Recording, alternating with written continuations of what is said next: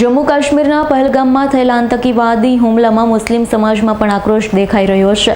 નિર્દોષોની હત્યા મામલે પણ તેઓ વિરોધ વ્યક્ત કરી રહ્યા છે। ત્યારે સુરતના લિંબાયત મુસ્લિમ સમાજ દ્વારા કેન્ડલ માર્ચ યોજી પહેલગામ આતંકી હુમલાના મૃતકોને શ્રદ્ધાંજલિ પાઠવવામાં આવી હતી।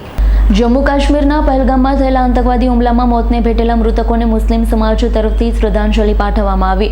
લિંબાયત વિસ્તારમાં જંગલ શાહ બાબાની દરગાહ ખાતે આયોજન કરવામાં આવ્યું। મોટી સંખ્યામાં લિંબાયત સમાજના આગેવાન અને લોકો જોડાયા। મોતને ભેટેલા શહીદોને શ્રદ્ધાંજલિ પાઠવવામાં આવી। મુસ્લિમ સમાજના આગેવાનોએ જણાવ્યું હતું, આવા આતંકવાદીઓનો કોઈ ધર્મ હોતો નથી। ઇસ્લામ ક્યારેય પણ નિર્દોષની હત્યાને સમર્થન આપતું નથી। આતંકવાદીઓને કડકમાં કડક સજા થાય તેવી અમે માંગણી કરીએ છીએ।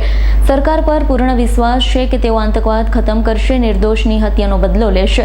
પહેલગામમાં જે નિર્દોષોની હત્યા થઈ છે તે ઘટના ખૂબ જ દુઃખદ છે। આ દુઃખદ પરિસ્થિતિમાં પરિવારની સાથે છે। ભારતમાં હંમેશા હિન્દુ મુસલમાનોની એકતા જોવા મળી છે। આ એકતા હંમેશા જળવાઈ રહે તેવી અમે પ્રાર્થના કરીએ છીએ। આપનું નામ, શું કાર્યક્રમ રાખવામાં આવે છે અને કયો વિસ્તાર? મારું નામ બબ્બુ શેખ।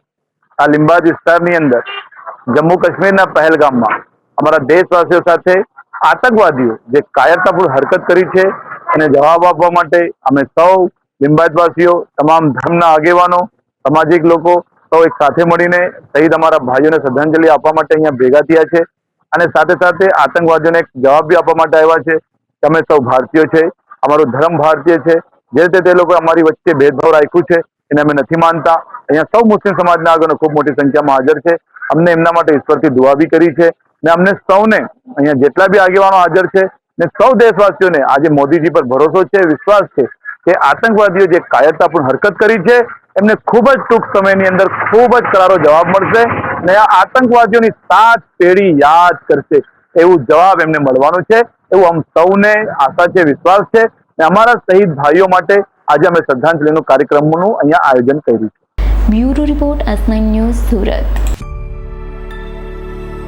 અમારી તમામ માહિતીથી અપડેટ રહેવા માટે જોડાયેલા રહો S9 ન્યૂઝ સાથે।